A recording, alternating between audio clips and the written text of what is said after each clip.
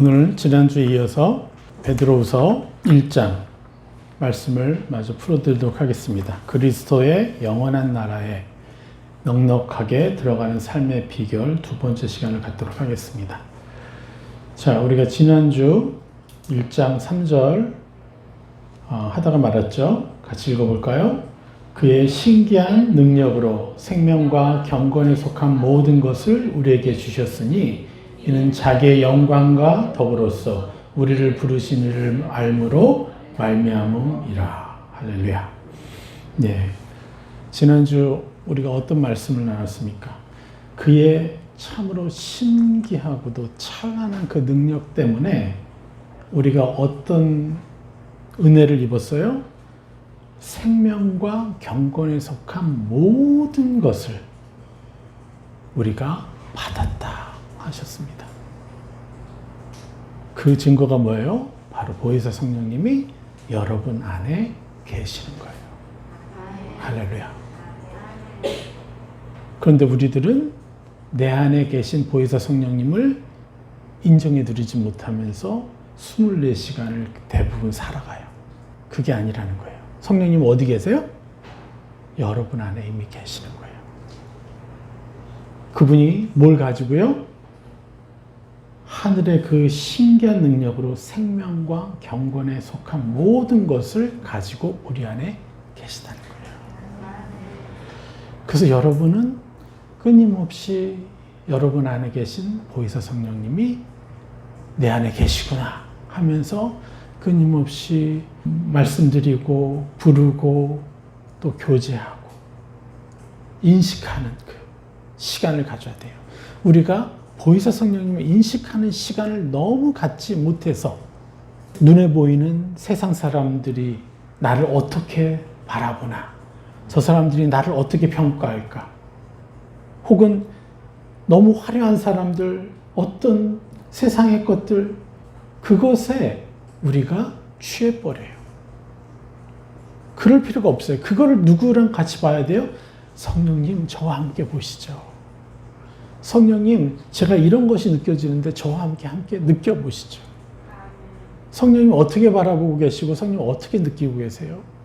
하면서 계속해서 성령님과 함께 바라보고 느끼고 또 듣고 이런 시간을 가져야 돼요.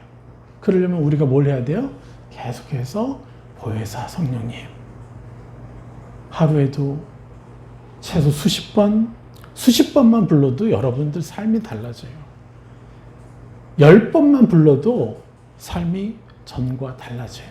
그런데 그걸 100번 부르고 200번 부르면서 같이 내 안에 성령님이 계시다는 것을 인식해 보세요. 그러면 여러분의 키가 더 커져요. 더 높은 위치에서 보게 돼요. 이 영적인 키가. 그래서 낮은 자존감에 우리가 무너지지 않습니다. 낮은 자존감 때문에 우리가 판단하고 잘못 분별해가지고 잘못 선택하는 그런 일 가운데서 벗어지게 될 뿐만 아니라 성령님과 함께 결정하게 돼 있어요. 여러분이 얼마나 존귀하고 얼마나 놀라운 사람인지를 매 순간 느껴야 돼요. 근데 저조차도 매 순간 느끼지 못해요. 왜요? 내가 그걸 놓치고 있기 때문에 그렇죠. 그래서 우리는 최선을 다해서 어떻게 해요? 보혜사 성령님을 자꾸 인식해야 돼요. 그분이 어떤 분이라고요? 다시 한번 읽어볼까요? 3절, 그의 신기한 능력으로 생명과 경건에 속한 모든 것을 우리에게 주셨으니. 할렐루야. 이는 자기 영광과 덕으로서 우리를 부르신 이를 알므로 말미암음이라. 바로 우리를 부르신 이를 알므로. 이 알므로라는 뜻이 뭐예요? 인식하다라는 뜻이에요.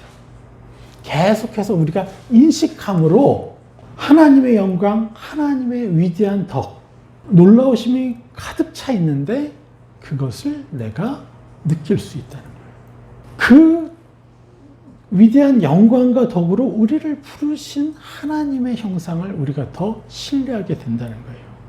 그래서 우리는 자꾸 그분께 나아가서 보혜사 성령님 하면서 그분과 사귐으로써 우리는 어떻게 돼요? 부르신 이가 어떠한 분이신지를 더더욱 세밀하게 알게 되는 거예요. 우리가 구체적으로 알지 못해서 내가 구체적으로 행동하지 못하는 거예요. 세밀히 알지 못해서 세밀하게 행동하지 못하는 거예요. 결정적으로 우리가 몰라서 뭘 못하는지 아세요? 구체적으로 몰라서 구체적으로 우리가 침노를 하지 못하는 거예요. 우리가 아는 만큼 침노할 수 있는 거니까요. 하나님이 우리에게 주신 찬란한 형상이 어디만큼인지를 내가 아는 만큼. 그러려면 어떻게 해요? 보혜사 성령님으로부터 들어야죠. 들은 만큼 나는 내 것이라고 침노할 수 있게 되는 것이죠. 자기의 영광과 덕으로서 우리를 부르신 이를 알므로. 그분이 어떠한 분이신지를, 그분의 찬란한 형상이 어느 만큼인지를 알기 위해서 우리가 그분을 계속해서 부르고 인식함으로써, 그리고 그럴수록 어떻게 된다고요? 우리는 아는 만큼 침노할 수 있습니다. 여러분, 끊임없이 보혜사 성령님을 부르고, 그리고 보혜사 성령님께 감사드리고, 그리고 보혜사 성령님으로부터 느껴지는 것을 나라고 입는 거예요. 그렇게만 해보십시오. 그럼 여러분 10번을 보혜사 성령을 부릅니까? 그럼 10번을 더 찬란하게 입을 것이고, 100번을 부릅니까? 100번을 더 찬란하게 부를 것입니다. 그렇게 해서 여러분들이 계속해서 살아보세요. 지난 10여 년의 삶이요, 하루 이틀 안에 그것보다 더 찬란한 성과를 이루게 돼 있어요, 우리가. 그래서 그분이 주인 되시게 합시다. 내가 보혜사 성령을 부르지 못하면 자꾸 내 감정이 주인되고, 내 생각이 주인되고, 내 의지가 주인되어서 결국 옛사람에게 묶이게 되는 거죠. 너무나 많은 시간을 우리가 허비하고 있어요. 하나님이 우리에게 주신 이 시간은요, 엄청난 시간이에요. 내가 조금만 깨어 있어도요, 무수한 사람을 축복하고도 남는 시간인데요. 다스려야 되고 축복해 줘야 되는데, 우리가 시간을 어떻게 쓰느냐. 우리는 어떤 존재예요? 하나님의 상속자이기 때문에 우리에게 시간이 너무너무 중요하죠. 우리 4절을 보겠습니다. 이로써 그 보배롭고 지극히 큰 약속을 우리에게 주사 이 약속으로 말미암아 너희가 정욕 때문에 세상에서 썩어질 것을 피하여 신성한 성품에 참여하는 자가 되게 하려 하셨느니라. 할렐루야. 여기서 뭐라고 합니까? 이로써 그 보배롭고 지극히 큰 약속을 우리에게 주셨다라고 했습니다. 여러분이 하나님으로서 받은 이 위대함, 너무나 보배롭고 지극히 큰 약속을 우리에게 주셨다는데 그 실체를 여러분 막 느껴요? 아주 민감하게 느껴집니까? 그것을 아주 민감하고 아주 위대하고 아주 대단한 것으로 느끼려면요, 여러분 보혜사 성령님과 함께 느껴야 돼요. 우리의 수준으로 느낄 수 있는 게 아니에요, 이게. 제가 그래도 여러분보다 더 많이 보혜사 성령님을 의지하고 그분을 인식하고 있기 때문에 제가 더 민감하게 느낄 뿐이에요. 그런데 제가 예수님처럼, 아니면 사도 바울처럼, 지금 베드로처럼 그렇게 민감하게 느낀다면 어떻게 했어요? 더 찬란하겠죠. 이게 우리가 누려야 될 것들이에요. 분명히 말씀하십니다. 그 보배롭고 지극히 큰 약속을 우리에게 주셨다라고. 우리는 받았습니다. 이것이 우리 안에 있습니다. 내가 이것을 인정해 드려야 돼요. 나는 보배롭고 지극히 큰 약속을 이미 받은 사람이기 때문에 주신 하나님의 그 의도만큼 누리는 자녀가 되었습니다. 할렐루야. 계속해서 이렇게 천국을 침노해야 돼요. 이 약속으로 말미암아 너희가 정욕 때문에 세상에서 썩어질 것을 피하여. 여러분, 이 약속 때문에, 이 보배롭고 지극히 큰 약속을 우리가 받았기 때문에 어떤 일이 발생되는 거예요? 이것을 누리면 누릴수록 정욕 때문에 세상에서 썩어질 것을 피하여. 이것을 누리지 못하면 어떻게 된다는 거예요? 세상에서 썩어질 삶으로 살 수밖에 없다. 이렇게 얘기하는 거잖아요. 그럼 누구도 예외가 아니에요. 이 땅에 오신 예수님도 마찬가지예요. 예수님한테 사단이 뭘 보여줬어요? 너가 하나님의 아들이 맞냐? 계속 도전하잖아요. 의심을 부어주잖아요. 그러니까 가장 굶주리고 가장 힘들 때 이제 세 가지 시험을 하는데 너가 하나님의 아들이거든. 그렇게 다시 한 번 더 속이려고 하는 거예요. 여러분, 우리가 지극히 보배롭고 지극히 큰 약속을 받은 사람입니까? 그 보배롭고 지극히 큰 약속을 받은 사람이거든. 증거를 대라 이거죠. 아니요. 그 증거 필요 없어요. 그래서 예수님도 대꾸도 안 했어요. 그 부분에 대해서는. 우리는 이것을요, 보배롭고 지극히 큰 약속을 받은 자라고 우리가 인정할 때 비로소 정욕 때문에 세상에서 썩어질 것에서 우리가 속지 않게 되는 거예요. 만약에 예수님이 이 땅에 내려오셔서 그 마지막 시험을 통과를 못했다면 어떻게 됐겠어요? 또 한 1000년 정도 더 기다려야 되나? 이 인류 역사가 하도 안 되니까 사단이 이제 뭘 보여줘요? 엄청난 영광. 세상에서 줄 수 있는 모든 걸 다 보여줘요. 그런데 그 모든 게 뭐예요? 다 썩어질 것을 알으셨어요. 그래서 우리가 받은 이 놀라운 은혜가, 축복이 정욕 때문에 세상에서 썩어질 것에서 우리가 해방되어서, 피하여서 이제 어디로 나가는 거예요?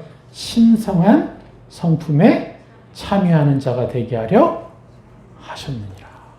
할렐루야. 이게 얼마나 놀라운 축복입니까?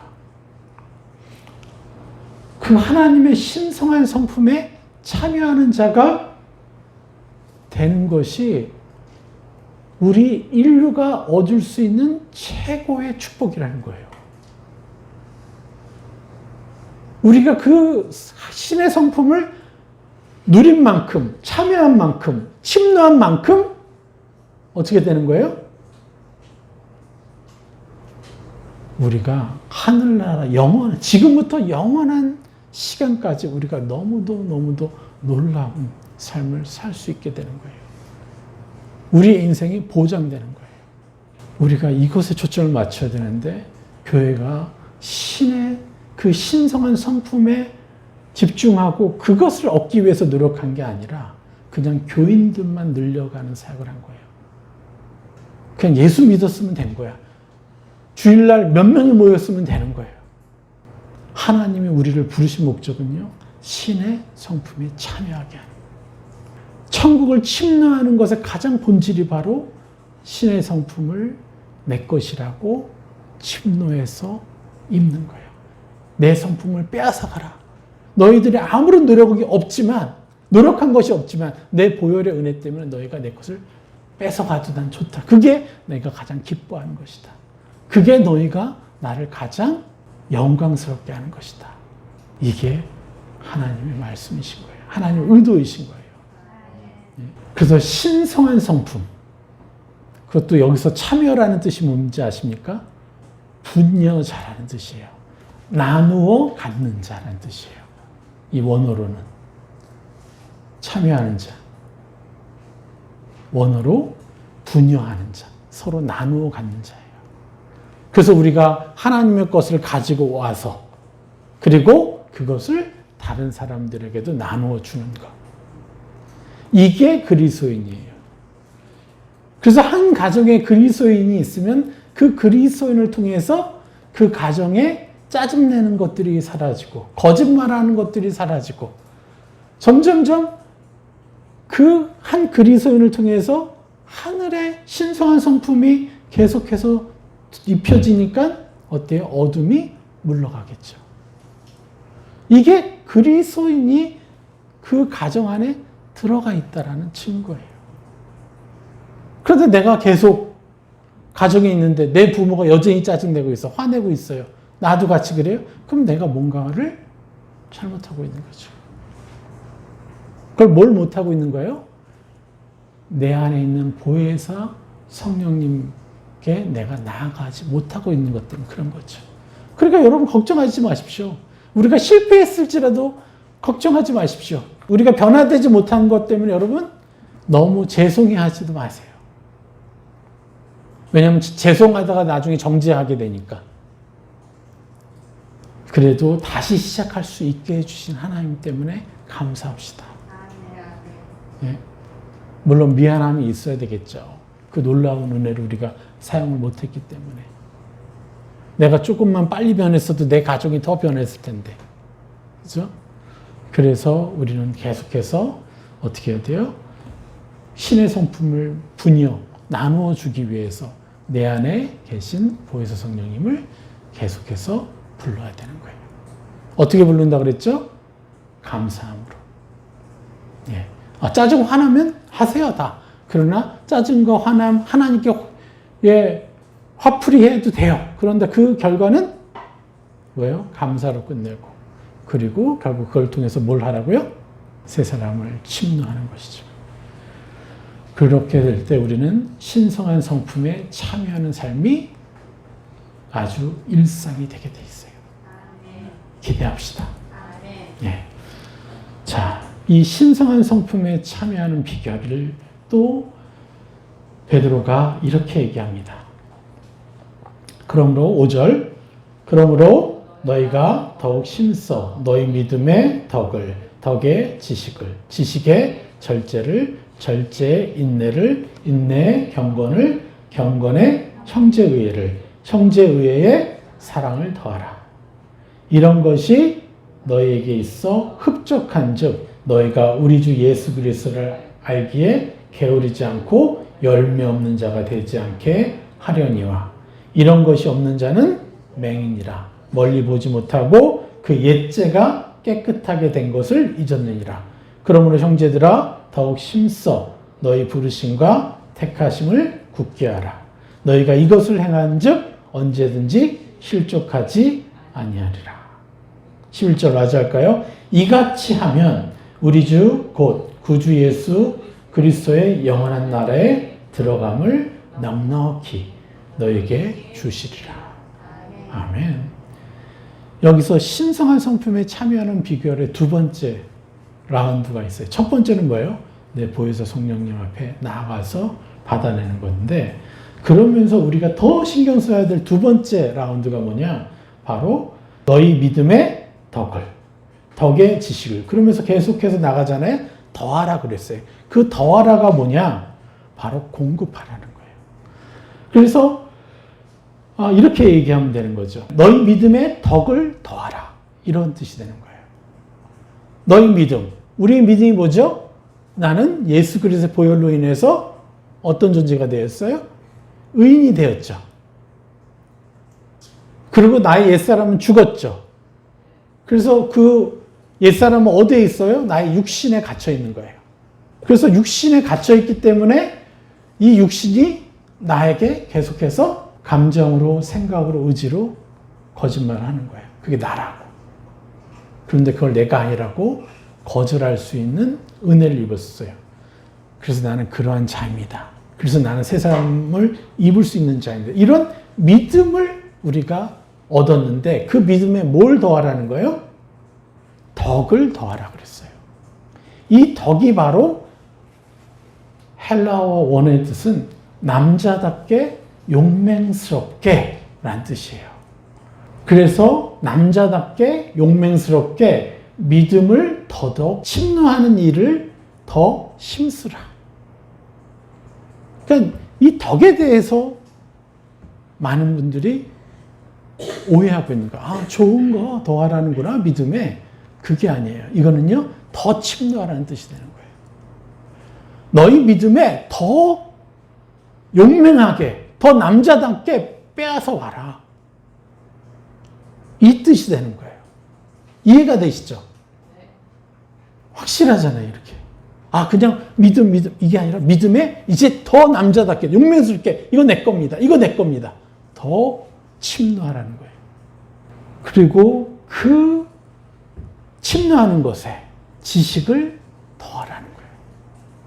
여기에 지식이 뭡니까? 바로 하늘의 지식을 얘기하는 거죠. 그러니까 하늘 차원의 그 지식, 내가 입어야 될 하늘 차원의 옷들, 예수 그리스도의 형상들, 하나님의 형상들, 성품들을 내 것이라고 더 입으라는 것이죠. 그 지식이. 그래서 여러분, 정말 여러분들이 어디만큼 존귀한 사람이 될지, 존귀하게 내가 사람들을 대우할지, 내가 어떤 수준의 성품을 누리게 될지, 이것들을 하나님으로부터 계속해서 들어야 된다는 거예요. 그리고 지식의 절제를 더하라 그랬습니다. 이 지식의 절제를 통해서 어떻게 돼요? 하늘의 지식이 쌓이는데 우리가 속는 것들이 있다는 거예요. 그래서 지식의 절제를 통해서 우리가 속지 말아야 되는 거예요. 여러분, 하늘의 지식이 쌓이고 내가 수준이 높아지고 계속해서 성장하면 어떤 일이 벌어져요? 왠지 모를 교만이 있어요. 아는 만큼 사람들을 판단하고 아는 만큼 사람들을 혐오해요. 은근히. 왜 저 사람들은 아직 저걸 몰라? 예수를 믿은 지 수십 년 됐다고 하는데 왜 아직도 저렇게 살아? 판단거리가 되는 거예요. 근데 나는 그런 생각 안 해본 지 너무 오래됐어. 그러다 보니까 너무 차이가 나. 그런데 거기에 은근히 악한 영들이 뭘 넣어요? 대놓고 얘기를 안 해요. 악한 영들은요. 막 판단하듯이 얘기 안 해요. 느끼게 안 해요. 그냥 왜 저럴까? 왜 저럴까? 하면서 은근히 교만하게 만들고 은근히 그들을 혐오하게 만들거나 판단하는 느낌을 줘서 내가 거기에 속아버리게 하는 거예요. 그래서 내가 찬란한 하늘의 지식, 형상들을 내가 입을 때 뭘 더하라는 거예요? 절제를 더하라는 거예요. 그러한 악이 교묘하게 속이는 것들을 딱 붙잡아서 보혜사 성령에게 가져가서 성령의 시야로 재조명 받고 성령의 감정으로 내 감정을 재조명 받아서 그것을 쳐내야 된다는 거예요. 은근히 판단하고 은근히 혐오하게 만드는 악의 계계들, 악의 중독들을 절제하라는 거예요. 예. 이게 진정 우리가 겸손으로 나아가는 길이에요. 저는 너무나 많이 봤어요. 제가 신앙생활하고 성장하고 선교단체에서 헌신하고 막 이러면서 많은 지도자들을 봤는데요. 너무나 많은 지도자들이 혼을 내요. 그 혼을 낸다는 건 뭔지 아세요? 그만큼 판단하고 있다는 거예요. 왜 그러냐고 화를 내요. 저도 많이 해봤지만 판단이에요, 그거는. 그 판단의 중독에서 우리는 이제 많이 벗어났지만 그럼에도 불구하고 우리 삶에 더더욱 절제를 더해야 돼요. 더 예수 그리스도처럼. 이것이 우리가 해야 될 거예요. 그래서 지식에 뭘 더하라는 거예요? 절제를 더하라. 이렇게 말씀하는 겁니다. 고린도 후서 10장 5절에 뭐라고 말씀합니까? 하나님 아는 것을 대적하여 높아진 것을 다 무너뜨리고 모든 생각을 사로잡아 그리스도에게 복종하게 하니. 여러분, 세상의 것들도 우리가 복종해야 되지만 내가 잘못 알고 있는, 내가 꽤 수준 높다라고 여기는 그런 것에도 여러분 속지 마셔야 돼요. 내가 그분과 함께 하지 않으면요, 나는 예전으로 돌아가는 겁니다. 이것을 기억하십시오. 그리고 하나님 아는 것을 대적하여 높아진 모든 세상의 것들을 다 무너뜨리고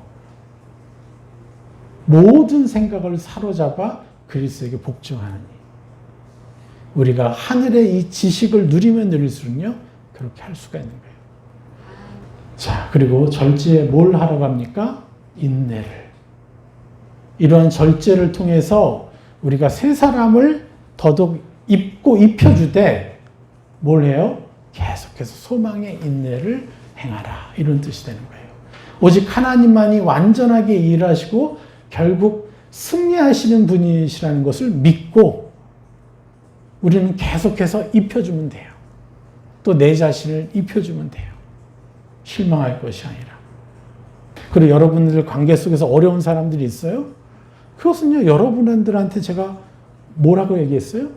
선물이라고 그랬잖아요. 그 사람을 계속해서 그 사람으로부터 떠오르는 모든 좋지 않은 생각, 감정이 있으면 새 사람을 입혀줘서 이겨버려야 된다는 거예요. 그러면 여러분은요, 더 놀라운 차원으로 성장하게 되는 거예요. 네. 그래서 우리에게 뭐가 필요한 거예요? 절제, 인내를 더하는 것이 필요한 거예요. 그리고 또 인내에 경건을 더하라. 이렇게 얘기합니다. 이러한 희망찬 믿음의 인내에, 그죠?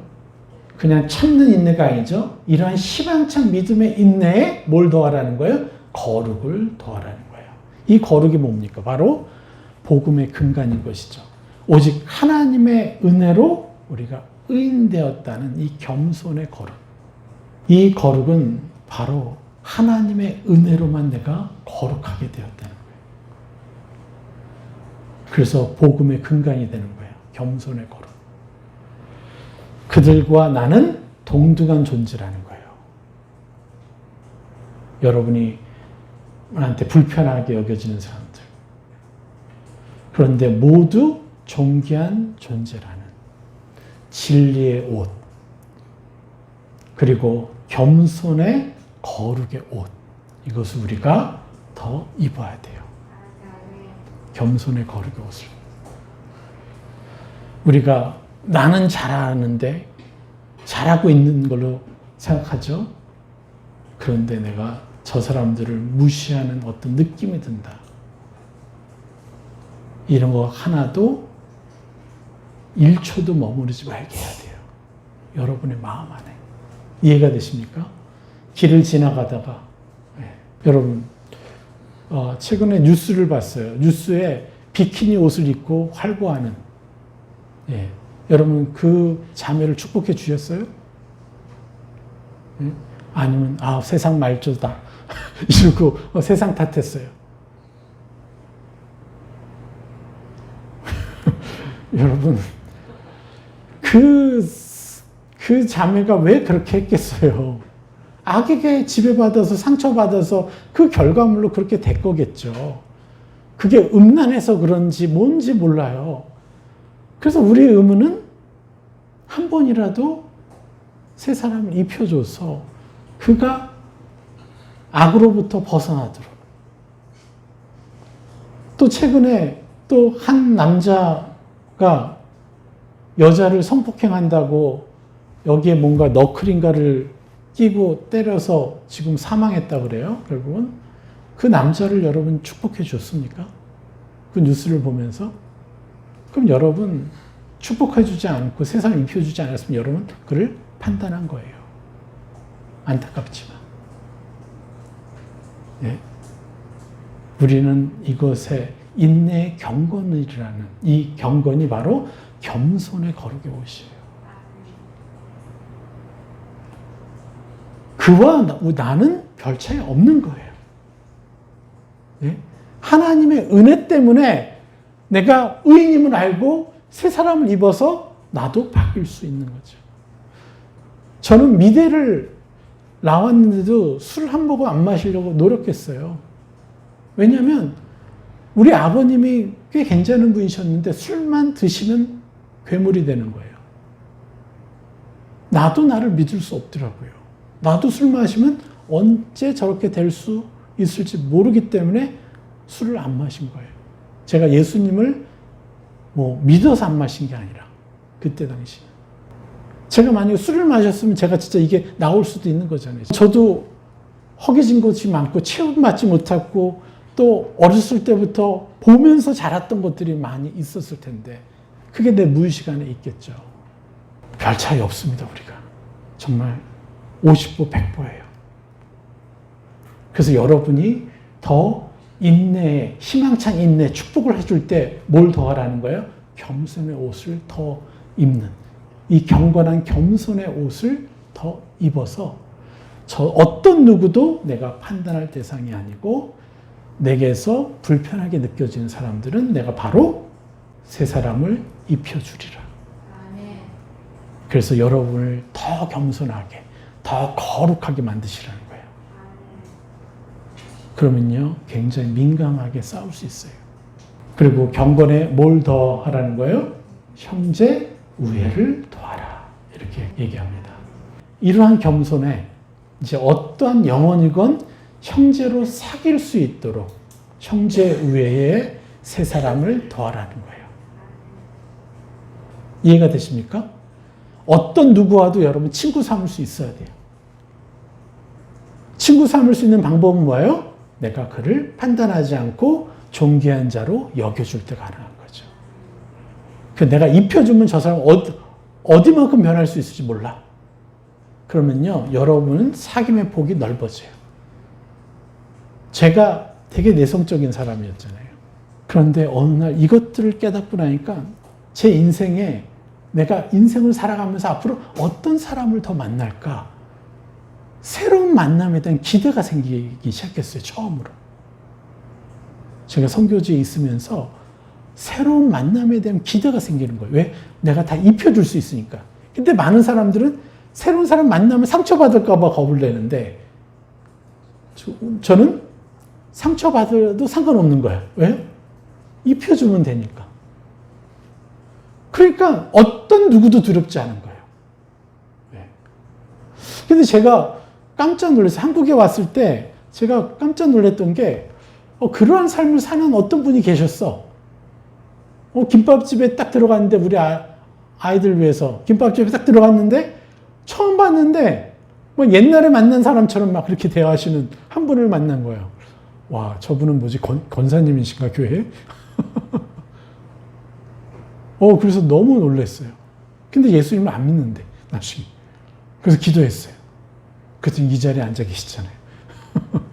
네?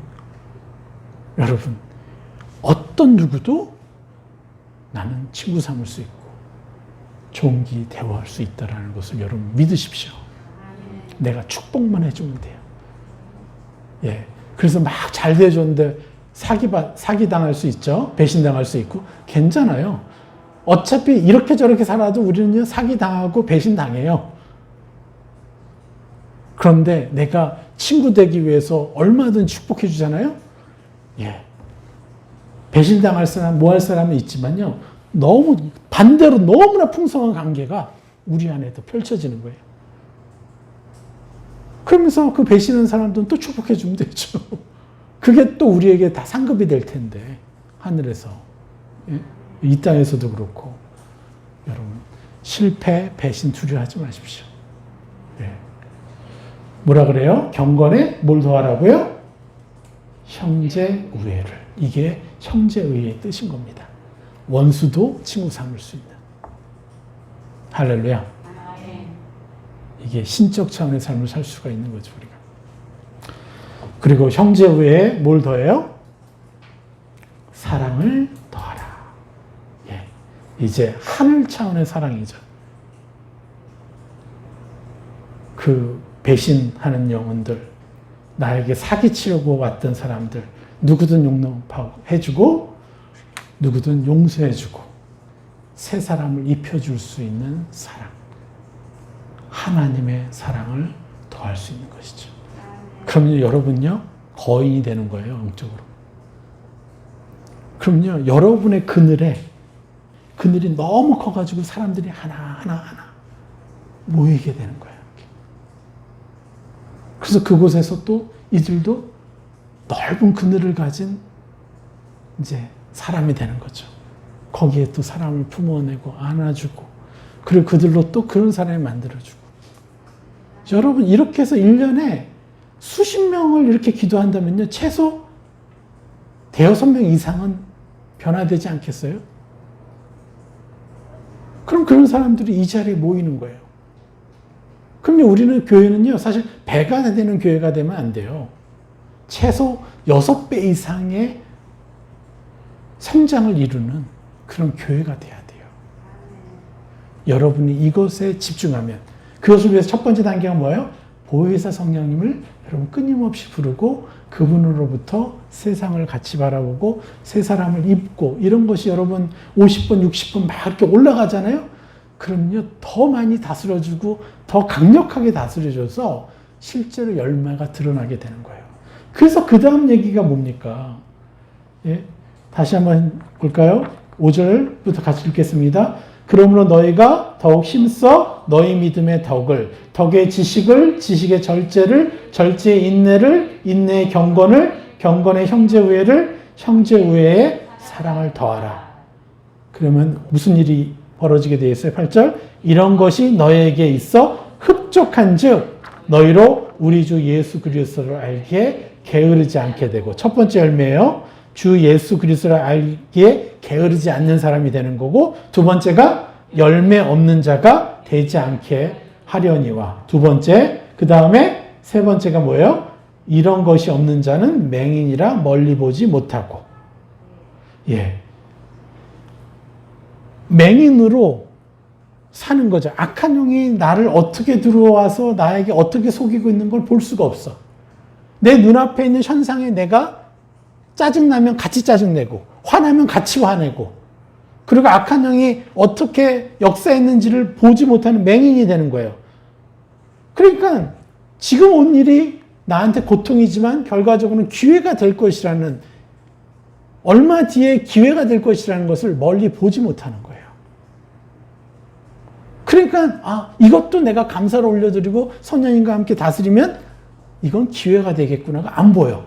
그냥 눈앞에 있는 상황에만 갇혀가지고 뭐가 돼요? 거기에 종이 되어버리는 거예요. 뭐예요? 악한 영의 이 바늘에 끌려다니는 거죠. 근데 우리가 눈이 열리면 어떻게 해요? 내가 이거 여기에 지금 붙잡혀 있구나, 낚싯바늘에 걸려 있구나, 악에. 이거를 떼낼 수 있는 거죠. 볼 수 있기 때문에. 이게 세 번째 열매라는 거예요. 이제 멀리 볼 수 있다는 거예요. 눈이 열려서. 그래서 악한 영이 어떤 공격을 하고 누가 어떤 걸 상황이 벌어지고 어떤 상황이 있고 상관없이 나는 멀리 볼 수 있는 거예요. 그래서 지금의 상황에 좌절하지 않게 돼요. 그리고 네 번째가 뭐예요? 네 번째 받게 될 열매가 그의 옛죄가 깨끗게 된 것을 잊었느니라. 얼마나 많은 사람들이 매 순간 내 지가 깨끗게 되었다는 것을 잊고 삽니까? 그래서 정죄감에 빠지고 절망에 빠지는 거 아니에요? 그런데 이거를 볼 수가 있다는 거예요. 내 죄가 깨끗하게 된 것을 잊지 않게 되는 거예요. 그래서 악에게 속지 않는 거예요. 그리고 10절에 뭐라고 합니까? 그러므로 형제들아 더욱 힘써 너희 부르심과 택하심을 굳게 하라. 이 열매가 더 생겨서 다섯 번째 열매는 뭐가 돼요? 부르심과 택하심을 굳게 하는 거예요. 명확하게 하는 거예요. 내가 하나님 나라의 상속자구나. 내가 예수 그리스도의 동생이구나. 하나님의 아들이구나. 명확히 알아요. 세상은 막 나가요. 끊임없는 죄가 일어나고 왜 이런 악한 일들이 벌어지고 부조리가 일어나고 하나님 어디 계십니까? 이렇게 할 수 있는데 그것에 속지 않고 결국 하나님이 우리를 통해서 행하실 것이 보여진다는 거죠. 너희가 이것을 행한 즉 언제든지 실족하지 아니하리라. 할렐루야. 우리가 실족하는 시간이 줄어듭니다. 계속해서. 그래서 뭐라고 해요? 아까 얘기했죠. 열매 없는. 이 열매 없다라는 원어가 바로 아칼포스네요. 이 아칼포스의 뜻이 뭐냐면 불모, 열매 없는, 열매를 맺지 못하는. 여러분, 그래서 당연히 우리에게는 뭐가 필요해요? 열매를 맺어야 돼요. 그래서 왜 내가 열매가 없을까요? 여러분, 이것은 여러분 안에 보혜사 성령님께 끊임없이 여쭤보세요. 개인 정죄감으로 여쭤보지 마시고 여쭤보세요. 그러면 성령께서 깨우쳐 주실 거예요. 여러분이 무슨 새 옷을 침노해야 될지. 근데 그 열매 없는 이유들이 지금 여기 앞에 다 나왔죠? 내가 이런 것에 내가 부족했구나. 내가 은근히 세상을 판단하고 있었구나. 이런 식으로 내가 겸손의 옷을 입지 못했던 것부터 시작해서 여러분에게 빠져있는 내가 어떤 죄를 짓고 있었는지를 여러분 분석하시고 거기에 대한 세 사람을 적어 보셔야 돼요.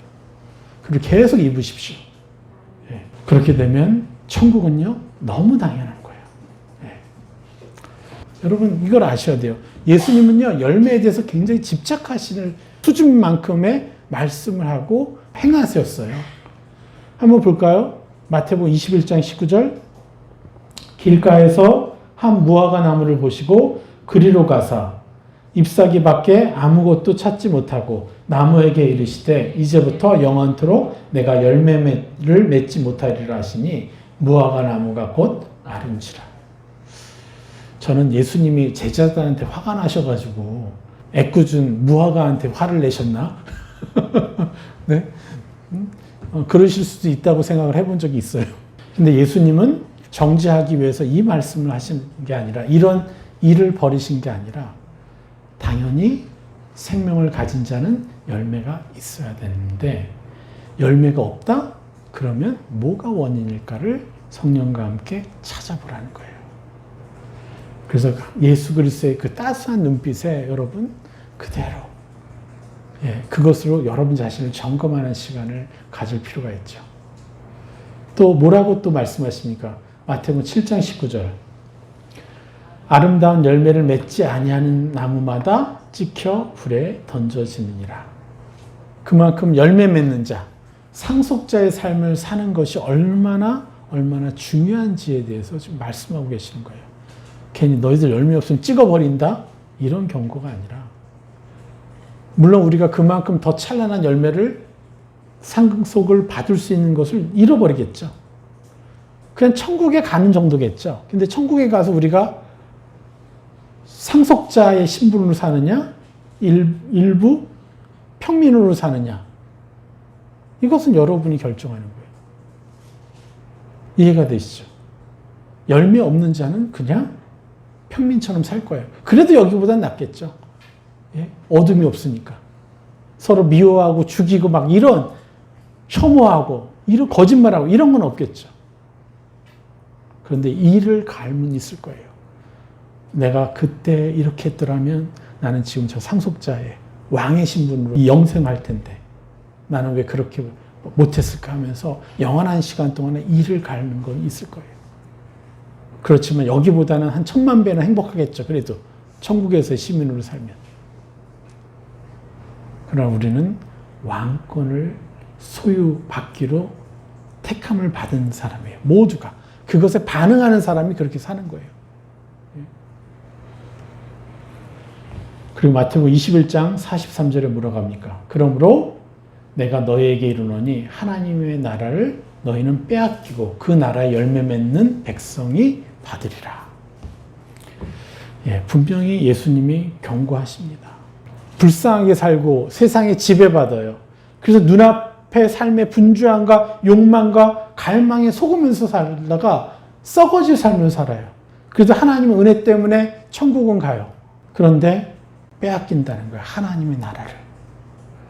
이 하나님 나라를 빼앗긴다는 것이 하나님 나라에 못 들어간다는 게 아니라 여러분에게 하나님 나라가 하나씩 주어지는 것이 빼앗긴다는 거예요. 죄인 되었을 때 여러분을 위해서 대신 죽으신 하나님이 왜 여러분이 제대로 못 살았다고 천국 들어오지 마 이렇게 하시겠어요? 그것은 아니에요. 하나님의 나라를 빼앗긴다는 거예요. 다스릴 왕의 신분을 빼앗긴다는 거예요.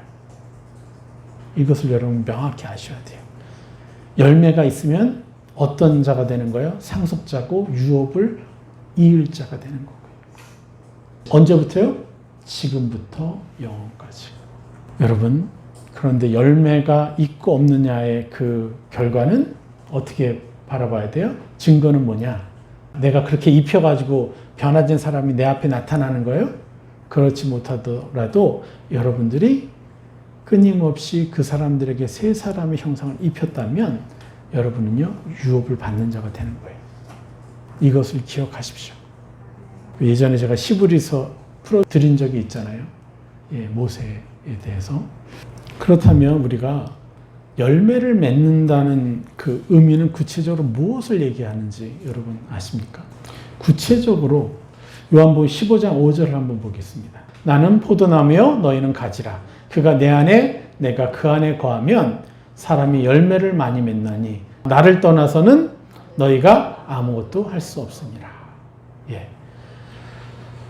그 열매를 다시 한번 말씀드리면 뭐겠어요? 우리 너무 잘 알죠?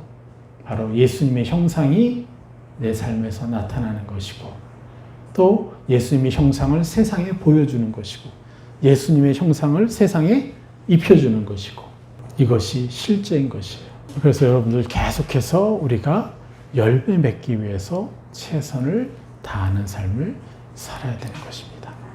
그것을 위해 지금 이 단계를 얘기했어요. 단계를. 그래서 이 부분을 여러분 설교를 여러 번 들으십시오. 편집해 드릴 테니까. 그래서 이게 뭔가 믿음에 덕을 더한다는 게 뭐고 덕의 뜻이 무엇이고 덕의 지식을 더한 게 무엇이고 지식에 절제를 더하라는 게 뭐고 절제에 인내를 더하라는 게 무엇이고 계속해서 이거 하나하나를 여러분 명확히 아셔서 구체적으로 여러분 세 사람을 입어보세요. 그와 더불어 뭘 하라고 그러셨죠? 여러분의 안에 계신 보혜사 성령님을 끊임없이 만나라는 거예요. 이것만 하면 여러분 틀림없이 열매 맺는 삶으로 나아가게 되어 있습니다. 나머지는 또 다음 주에 하도록 하겠습니다.